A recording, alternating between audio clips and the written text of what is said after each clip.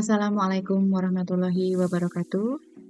Kita bertemu kembali pada pembelajaran ketiga struktur atom.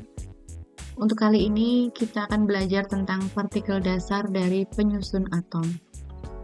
Adapun tujuan dari pembelajaran kita pada kali ini yaitu yang pertama, pembelajar semua dapat menjelaskan eksperimen yang mendukung penemuan elektron, inti atom, proton, dan neutron. Kedua, dapat menentukan notasi nukleotida berdasarkan jumlah proton, elektron, dan neutronnya. Yang ketiga, dapat membandingkan perbedaan antara isotop, isobar, dan isoton.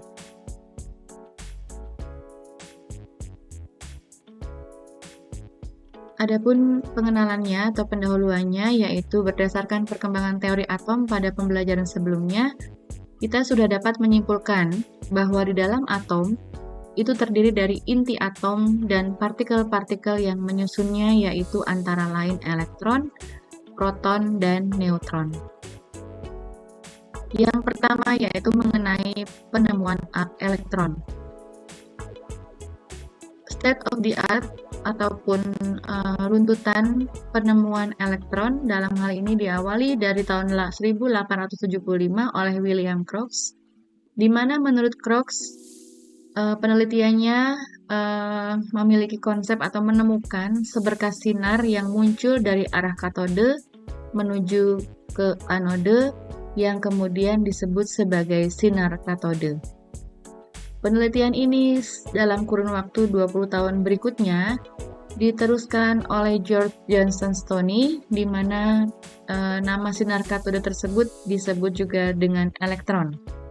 Namun, dalam penemuannya, dia belum dapat menjelaskan pengaruh elektron terhadap perbedaan sifat antar atom dalam suatu unsur pada atom yang berbeda lainnya. Kemudian, pada tahun 1896,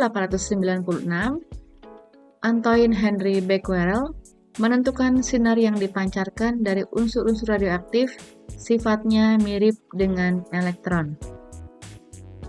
Kemudian menurut Joseph John Thomson, tahun 1897, bahwa pengaruh medan listrik dan medan magnet dalam tabung sinar katode, yang dimana dia adalah melanjutkan penelitiannya dalam William Crookes, di mana bisa menjelaskan atau bisa menemukan pengaruh dari medan listrik dan medan magnet dalam tabung sinar katode yang telah ditemukan lebih awal. Kemudian pada tahun 1900, menurut penelitiannya Roberts Andrew Millikan, Millikan dapat menentukan besarnya muatan dalam elektron. Demikian state of the art ataupun penelitian yang telah dilakukan mengenai muatan elektron. Pada penelitian J.J. Thomson yang menemukan tabung sinar katode, hasil penelitian pada tabung sinar katode ini di mana C itu adalah katode, A itu adalah anode, kemudian E itu merupakan lempeng kondensor yang bermuatan listrik, dan F adalah layar yang dapat berpendar atau berfluoresensi. Hasil percobaannya menunjukkan bahwa pada sinar katode dapat dibelokkan ke arah kutub positif medan listrik. Hal ini membuktikan bahwa terdapat partikel yang bermuatan negatif dalam suatu atom. Penelitian berikutnya oleh Robert Andrew Millikan, di mana dalam hal ini Millikan menyemprotkan minyak pada kedua lempeng, yaitu lempeng katode yang bermuatan negatif dan lempeng anode yang bermuatan positif, serta diberi sinar X. Dalam hal ini dia tertarik yang bermuatannya, kemudian akibat gaya tarik gravitasi, itu tetesan minyak yang telah disemprotkan akan mengendap serta turun. Apabila tetesan minyaknya diberi muatan negatif, maka akan tertarik pada kutub positif medan listrik. Dari percobaan Millikan dan Thomson di awal, diperolehlah muatan elektron yaitu bermuatan negatif 1 dan massa elektron adalah 0. Sehingga elektron dapat dilambangkan E0-1. Penemuan berikutnya yaitu penemuan proton.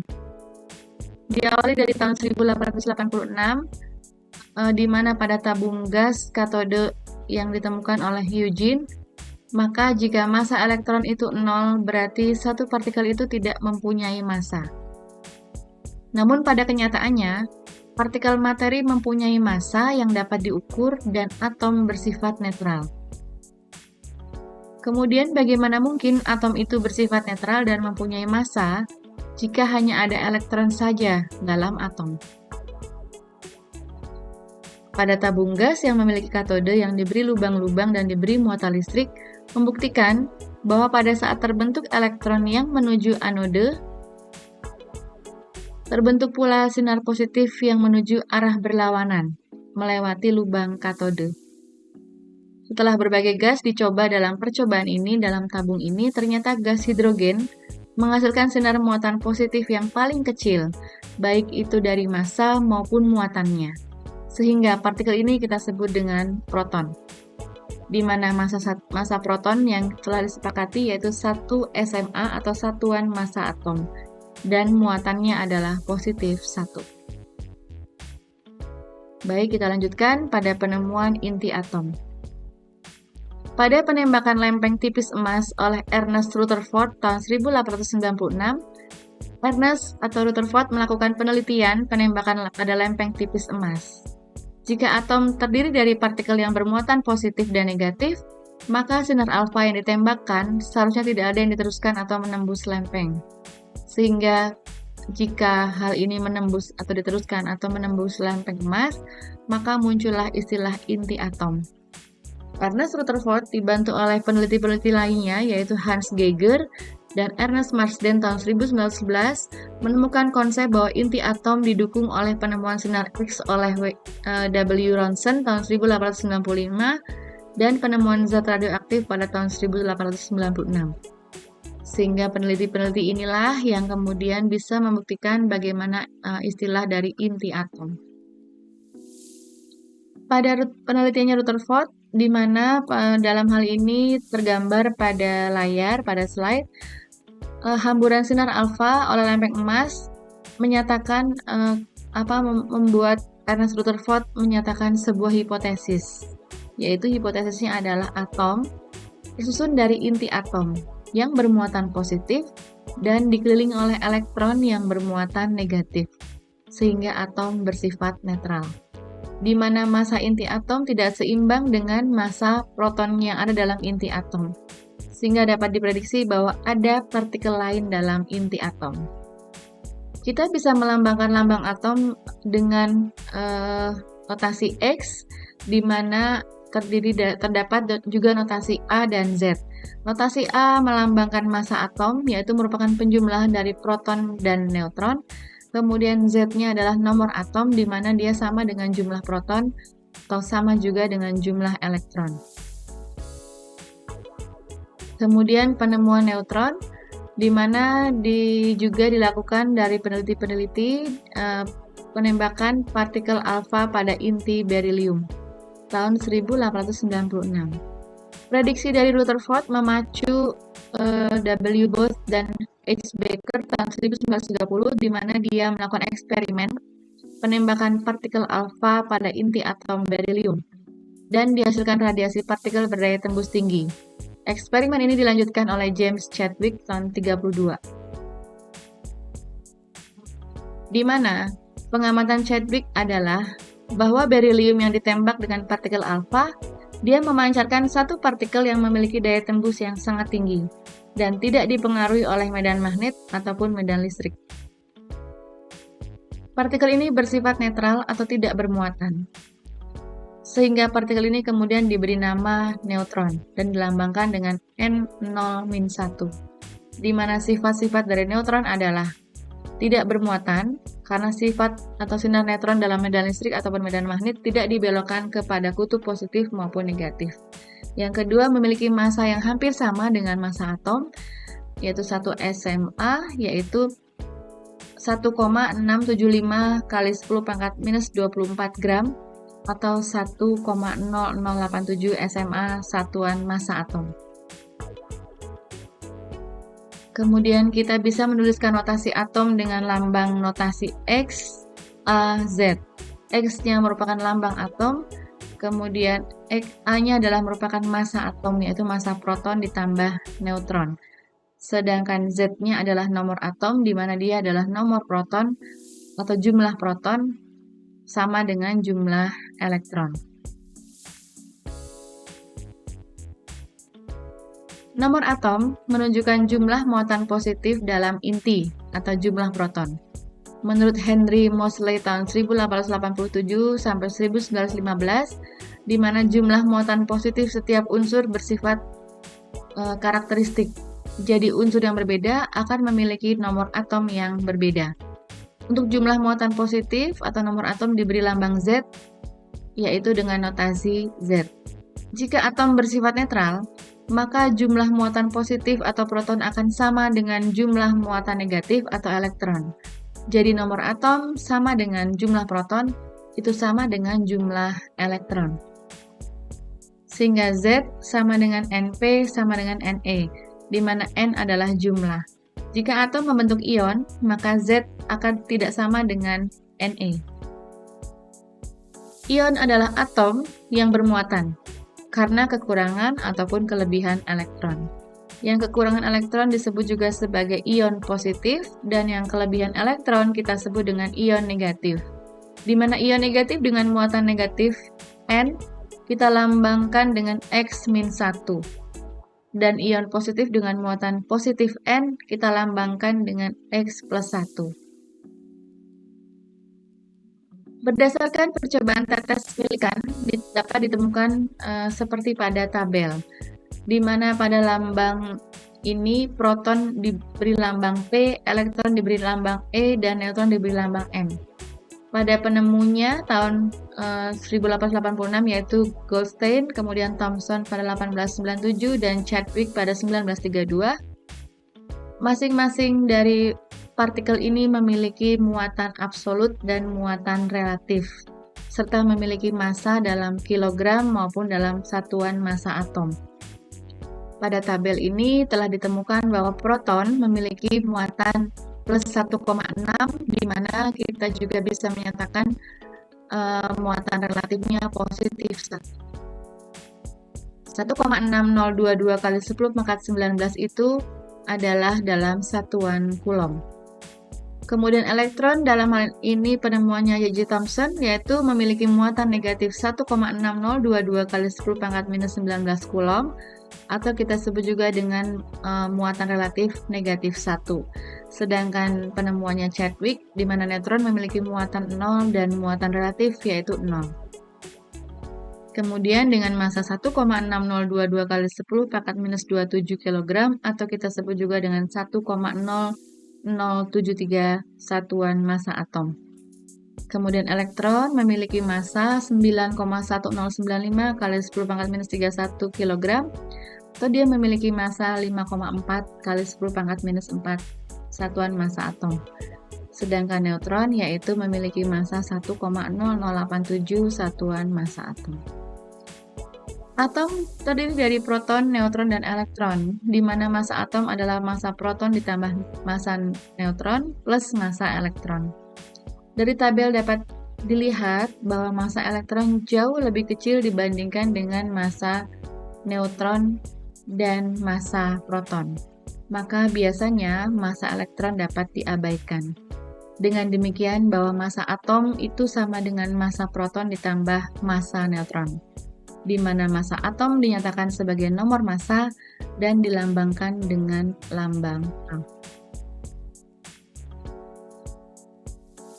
Dalam hal ini kita contohkan bahwa pada nomor massa itu dilambangkan dengan Z, N adalah jumlah neutron, sehingga N sama dengan A dikurangi Z. Di mana pada contohnya, yaitu pada proton, pada soal Na plus 23 dan 11, di mana nomor massanya adalah 23 dan nomor atomnya adalah 11, pada ion yang kekurangan elektron, sehingga bermuatan positif 1. Dalam hal ini proton pada natrium ini memiliki jumlah 11, elektron adalah 11 dikurangi 1, yaitu 10, dan neutronnya adalah 23 dikurangi 11, yaitu 22.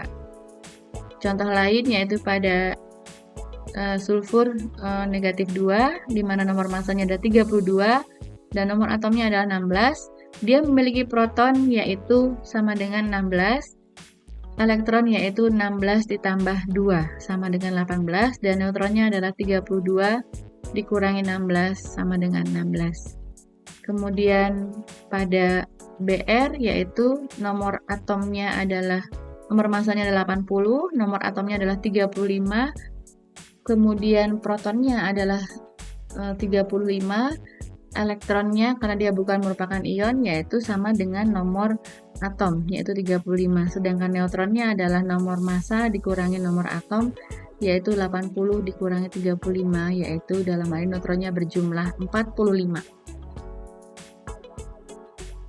Kita lanjutkan dengan dengan pembelajaran berikutnya yaitu isotop, isobar, dan isoton. Isotop merupakan atom-atom yang memiliki nomor atom yang sama, namun dia memiliki nomor massa yang berbeda. Pada gambar, dapat dilihat bahwa isotop yang A itu pada atom hidrogen, yang B-nya itu pada isotop hidrogen pada deuterium, yang B-nya itu pada tritium. Di mana pada atom hidrogen yang deuterium dan tritium dia memiliki protonnya adalah sama, kemudian neutronnya lebih banyak pada gambar yang B yaitu pada tritium, sedangkan jumlah elektronnya sama. Contoh, pada hidrogen dia memiliki isotop untuk hidrogen 1,1 dan 12,1, deuterium dan tritium 3,1H, di mana pada oksigen memiliki isotop 16,8 oksigen, 17,8 oksigen, dan 18,8 oksigen. Dalam hal ini nomor massanya berbeda, namun nomor atomnya adalah sama. Karbon juga memiliki isotop 12,6 karbon, 13,6 karbon, dan 14,6 karbon, di mana nomor massanya berbeda yaitu 12, 13, dan 14, sedangkan nomor atomnya adalah sama yaitu 6. Sedangkan nitrogen memiliki isotop 14,7 dan 15,7 pada nitrogen, yaitu dengan nomor massanya adalah berbeda 14 dan 15, sedangkan nomor atomnya sama yaitu 7. Yang berikutnya adalah isobar. Isobar yaitu unsur yang atomnya berbeda, namun memiliki nomor massa yang berbeda. Kita sebut juga dengan nama isobar. Contohnya adalah pada natrium dan magnesium, di mana dia memiliki nomor massa yang sama yaitu 24 magnesium dan 24 natrium, di mana pada nomor atomnya dia memiliki nomor atom yang berbeda yaitu 11 dan 12. Demikian halnya juga dengan hidrogen dan helium, di mana nomor massanya sama yaitu 3, dan kemudian nomor atomnya berbeda yaitu 1 dan 2. Kemudian pada gambar juga pada oksigen dan nitrogen, dia memiliki nomor massanya sama yaitu 16 dan nomor atomnya berbeda yaitu 8 dan 7. Dengan nomor atom yang berbeda pada setiap elemen yaitu 8 dan 7 contohnya pada gambar, akan mempengaruhi atau akan memiliki karakteristik fisik dan kimia yang juga akan berbeda. Kemudian yang berikutnya yaitu adalah isoton. Isoton adalah unsur-unsur yang berbeda namun memiliki jumlah neutron yang sama. Dalam hal ini pada nitrogen yaitu pada gambar A dan karbon pada gambar B. Elektronnya kita dapat melihat bahwa dalam jumlahnya yang berbeda, kemudian protonnya kita dapat lihat juga berbeda. Kemudian dalam hal ini kita contohkan lagi pada hidrogen dan helium, dia memiliki jumlah neutronnya sama yaitu 2. Pada argon dan kalsium dia memiliki jumlah neutron yang sama yaitu 22, hasil pengurangan dari nomor massa dikurangi nomor atom. Kemudian nitrogen dan karbon dia memiliki jumlah neutron yang sama yaitu 7, Kemudian pada natrium dan magnesium dia memiliki jumlah neutron yang sama, yaitu 12.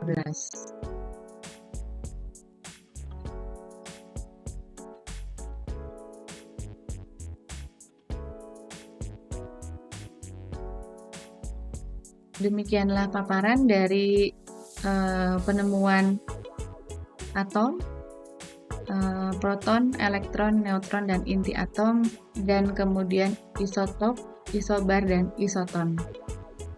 Para pembelajar sekalian dapat melanjutkan dengan pengerjaan tugas P3 yang akan nanti dilihat pada aplikasi pembelajaran.